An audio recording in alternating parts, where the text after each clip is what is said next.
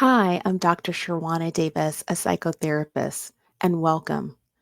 If you're like me, you've just completed watching Celine Dion's I Am Celine Dion, her documentary, and it was absolutely riveting. It was absolutely breathtaking to watch her in the beauty of her struggle, her experience, and ultimately her triumph with acceptance at the end. It was absolutely amazing to watch, and I am so grateful that she allowed us into this very personal and private space. So here's my review.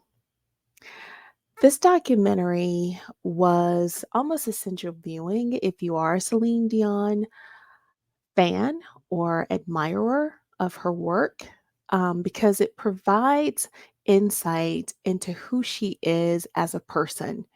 It's very easy to stand in awe of a person when they are at the height of their talent, their career.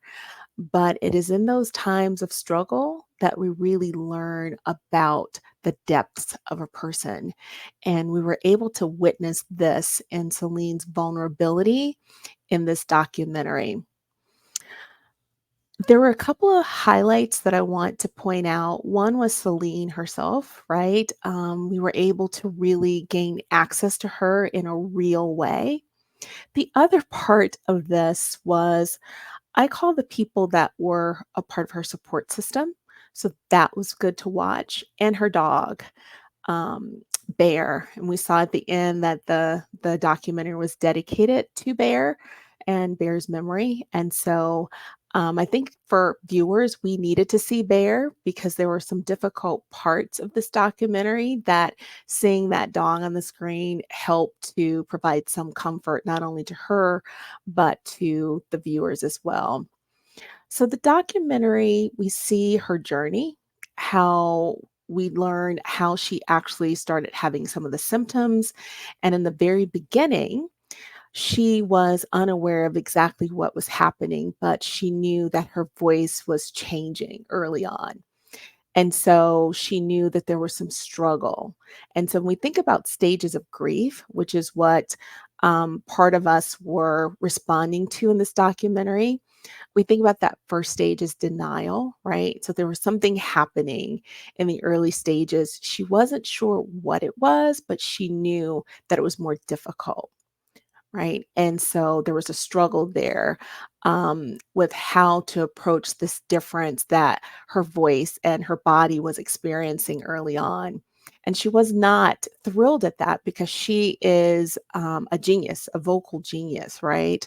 And so having her voice change and not being able to use the techniques that she had been using since her childhood was very difficult for her.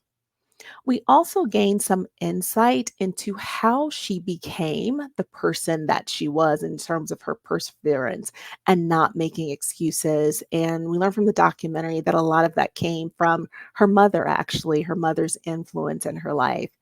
So that was that part of the documentary where we saw her talk about her struggle with trying to find out exactly what it was she was experiencing. And then she gets this diagnosis, stiff person syndrome, which we learn in the documentary. It's a rare disorder, and it's really your muscles basically rebelling, right? And so here's this woman that had lived her life in a very controlled manner, suddenly not having control over the way she expressed her voice and even her movement. She described in the documentary for a period she couldn't walk independently. And so that was something that as viewers, we had to go on this journey with her. The other part of this is when we think about the stages of grief, and grief is really about loss, right?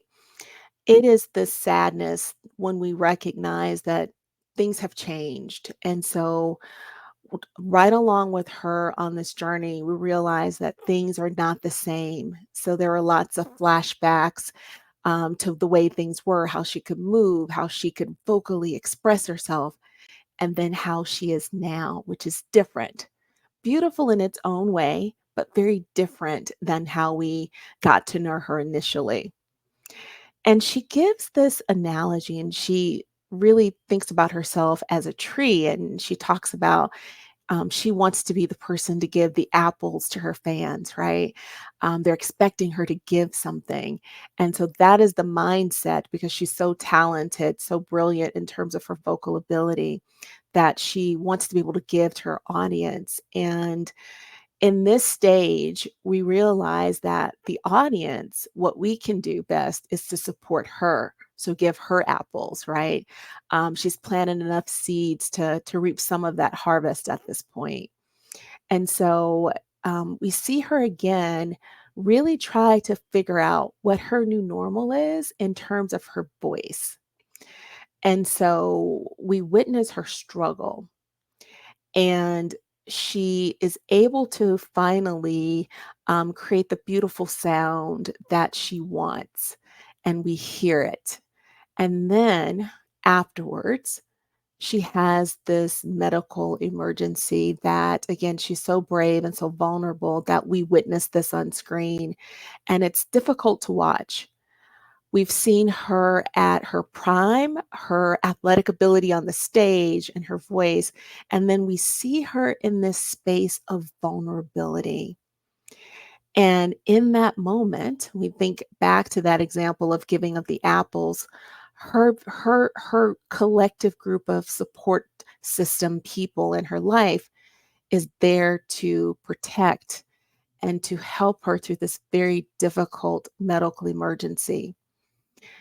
She has cited one famous quote in the documentary, and it stated, um, "If you want to go fast, you go alone, but if you want to go longer, you go with people." And so we're able to see very delicately her medical team bring her back, and it was hard to watch, but in some ways, it was comforting to watch to know that this person that we all adore, that she has this team of people around her that is capable and is taking care of her in a very gentle way.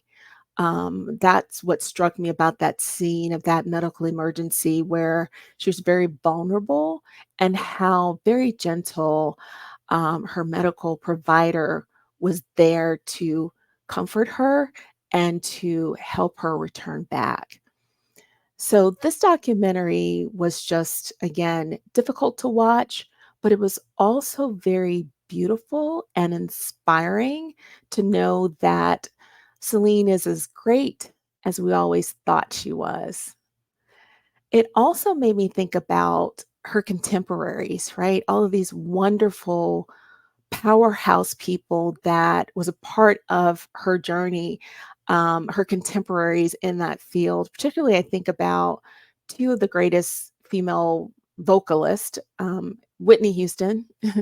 It goes at the top of the list, and there's Celine Dion, and to see Celine tell her story, I think she spoke for herself, but I think she was able to describe this great gift of music that she has and put words to describe it in a way that she speaks for a lot of the contemporaries that were a part of her career that are no longer around. So, in many ways, it was very comforting to hear her talk about that.